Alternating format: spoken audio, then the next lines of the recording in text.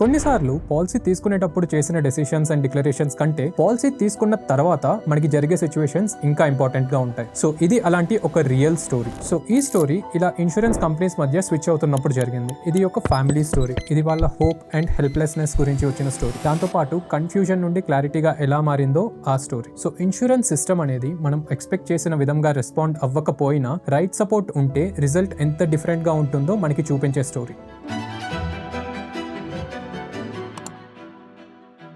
So ముందు ఈ story గురించి ఒక సింపుల్ బ్యాక్గ్రౌండ్ అయితే చెప్తాను. ఆగస్ట్ 2024లో ఒక కస్టమర్ వాళ్ళ పేరెంట్స్ హెల్త్ ఇన్సూరెన్స్ పాలసీని అయితే పోర్ట్ చేసుకున్నాడు. అంటే ఒక కంపెనీ నుంచి ఇంకొక కంపెనీకి స్విచ్ అయ్యాడు. సో ఫర్ అన్ ఎగ్జాంపుల్ మనము ఈ వీడియోలో ఎగ్జిస్టింగ్ పాలసీని పాలసీ ఏ అని పిలుద్దాం. సో ఈ కస్టమర్ వాళ్ళ పేరెంట్స్ కోసం ఆల్మోస్ట్ 6 years నుంచి అయితే ప్రీమియమ్స్ పే చేస్తున్నాడు పాలసీ ఏలో. అండ్ ఆ policy expiry date September 30th. So మనకి పోర్ట్ అయినప్పుడు పాలసీ బికి ఆగస్ట్ 15th పాలసీ అయితే ఇష్యూ అయిపోయింది. సో IRDAI గైడ్ లైన్స్ ప్రకారం పోర్టింగ్ అయితే కరెక్ట్ టైమ్ లైన్స్ లోనే జరిగింది. సో వెయిటింగ్ పీరియడ్స్ మీరు ఏదైతే ప్రీవియస్ పాలసీలో ఆల్రెడీ సర్వ్ చేసి ఉన్నారో అవన్నీ కూడా క్యారీ ఫార్వర్డ్ అవుతాయి మనకి కొత్త పాలసీలో. సో ఇప్పటి వరకు అయితే ప్రాసెస్ మొత్తం చాలా స్మూత్ గా అయిపోయింది. కాకపోతే ఇక్కడ ట్విస్ట్ ఏంటి అంటే ఒక unexpected medical diagnosis. Unfortunately September 23rd అంటే ఒక 1 week పాలసీ ఏ ఎక్స్పైరీ ముందు ఒక అన్ఎక్స్పెక్టెడ్ షాక్ అయితే తగిలింది. సో న్యూ పాలసీ ఇష్యూ అయ్యాక ఓల్డ్ పాలసీ ఎక్స్పైర్ అయ్యే ముందు అన్ఫార్చునేట్లీ మదర్ కి అయితే ఒక సివియర్ కండిషన్ డయాగ్నోజ్ అయితే అయింది. అదే క్యాన్సర్. సో ఎవరైతే డయాగ్నోసిస్ చేశారో ఆ డాక్టర్ అయితే ఇమీడియట్ గా చెప్పాడు మీకు హాస్పిటలైజేషన్ రిక్వైర్మెంట్ ఉంటుంది, దానితో పాటు సర్జరీ కూడా అవసరం అయ్యే ఛాన్స్ ఉంది అని. సో ఆల్రెడీ ఇన్సూరెన్స్ ఉంది కాబట్టి యూజువల్ గా కస్టమర్ ఏమనుకున్నాడంటే ఆల్రెడీ క్యాష్లెస్ క్లెయిమ్స్ కి అయితే అప్లై చేయొచ్చు అని. సో కస్టమర్ ఇక్కడ డాక్టర్ అడ్వైస్ ని ఫాలో అవుతూ అక్టోబర్ 10th అయితే మదర్ ని హాస్పిటల్లో అడ్మిట్ చేశాడు. అది కూడా ఇన్సూరర్ బి నెట్వర్క్ హాస్పిటల్లో. సో యూజువల్ గా మేము కూడా క్లెయిమ్ అంతా ప్రాసెస్ అవుతుంది అనుకున్నాం. అండ్ క్లెయిమ్ కూడా క్యాష్లెస్ కి అయితే అప్లై చేశాం. క్యాష్లెస్ క్లెయిమ్ అంటే హాస్పిటల్ బిల్స్ అన్ని డైరెక్ట్ గా ఇన్సూరరే హ్యాండిల్ చేస్తాడు, మనము ఎలాంటి అమౌంట్ మన out of the pocket pay చేయకుండా. కానీ ఒకసారి డాక్యుమెంట్స్ అన్ని రివ్యూ చేసిన తర్వాత ఇన్సూరర్ బి క్యాష్లెస్ క్లెయిమ్ అయితే రిజెక్ట్ చేశారు. సో ఇక్కడ మా సిచ్యువేషన్ అంతా మారిపోయింది. రీజన్ ఏం ప్రొవైడ్ చేశారు అంటే non disclosure of cancer. So అంటే మనము ఇన్సూరెన్స్ కంపెనీకి మనకి క్యాన్సర్ ఉందని ముందే చెప్పలేదు. ఈ క్లెయిమ్ రిజెక్షనే కాకుండా పాలసీని కూడా కంప్లీట్ గా టర్మినేట్ చేసేసారు.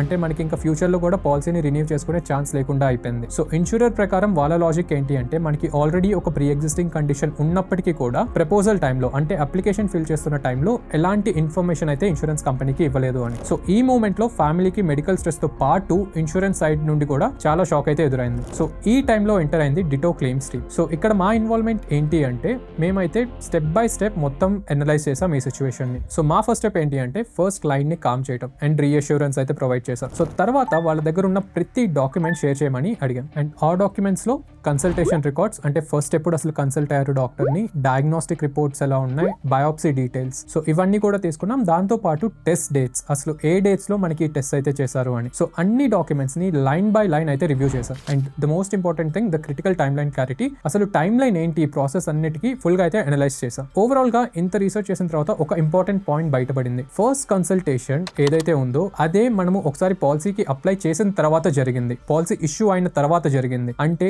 సిమ్టమ్స్ కానీ డయాగ్నోసిస్, ట్రీట్మెంట్ తీసుకుంది, ఇవి అన్ని కూడా పాలసీ బి ఒకసారి కన్ఫర్మేషన్ ఇచ్చాక అంటే పాలసీ ఆగస్ట్ లో ఇష్యూ చేసిన తర్వాత జరిగిన విషయాలు. సో హెల్త్ ఇన్సూరెన్స్ రూల్స్ ప్రకారం నాన్ డిస్క్లోజర్ అనేది మీరు ఒకవేళ ఆల్రెడీ పాలసీకి అప్లై చేయక ముందు, పాలసీ ఇష్యూ అవ్వక ముందు ఏమైనా మెడికల్ కండిషన్స్ ఉంటే అవి డిస్క్లోజ్ చేయకపోతేనే నాన్ డిస్క్లోజర్ గా కన్సిడర్ చేస్తారు. బట్ ఈ సిచ్యువేషన్ లో ఈ క్యాన్సర్ అనేది పాలసీ తీసుకున్న తర్వాత, అది కూడా పాలసీ ఇష్యూన్స్ అయిన తర్వాత జరిగింది కాబట్టి వాళ్ళు నాన్ డిస్క్లోజర్ గా అయితే కన్సిడర్ చేయలేరు. ఇప్పుడున్న ఒకే ఒక ఆల్టర్నేటివ్ ఏంటి అంటే క్యాష్లెస్ క్లెయిమ్ ఆల్రెడీ రిజెక్ట్ అయింది కాబట్టి క్లయింట్ కి మేము ఇచ్చిన సజెషన్ ఏంటి అంటే రీఇంబర్స్మెంట్ క్లెయిమ్ కి అప్లై చేద్దామని. సో ఈ సబ్మిషన్ లో మెడికల్ రిపోర్ట్స్ తో పాటు డీటెయిల్డ్ ఎక్స్ప్లెనేషన్ లెటర్ కూడా ప్రిపేర్ చేశాం. అసలు టైమ్ లైన్ ఏంటి, ఎప్పుడు డయాగ్నోసిస్ జరిగింది, ఎప్పుడు ట్రీట్మెంట్ తీసుకున్నారు అని క్లియర్ గా మొత్తం అయితే ఎక్స్ప్లెయిన్ చేశాం. సో దీంట్లో ఫస్ట్ కన్సల్టేషన్ డేట్ నుంచి అసలు తీసుకున్న ట్రీట్మెంట్, కండక్ట్ చేసిన టెస్ట్ అన్ని అయితే ప్రూవ్ చేస్తూ ఒక డాక్యుమెంట్ అయితే ప్రొవైడ్ చేశాం. సో సెకండ్ టైం ఇంత స్ట్రాంగ్ డాక్యుమెంటేషన్ తో క్లెయిమ్ సబ్మిట్ చేసినప్పుడు అగైన్ ఇన్వెస్టిగేషన్ అయితే మళ్ళీ స్టార్ట్ అయింది. సో ఇన్సూరర్ ఈ కేస్ ని ఇంటర్నల్ ఇన్వెస్టిగేషన్ కి అయితే తీసుకున్నారు. క్యాన్సర్ లాంటి సెన్సిటివ్ కేసెస్ లో ఈ ప్రాసెస్ చాలా స్లోగా ఉండొచ్చు అండ్ చాలా అన్క్లియర్ గా కూడా అనిపించవచ్చు. బట్ దాన్ని అయితే మేము ఫెయిల్యూర్ లాగా అయితే కన్సిడర్ చేయలేదు.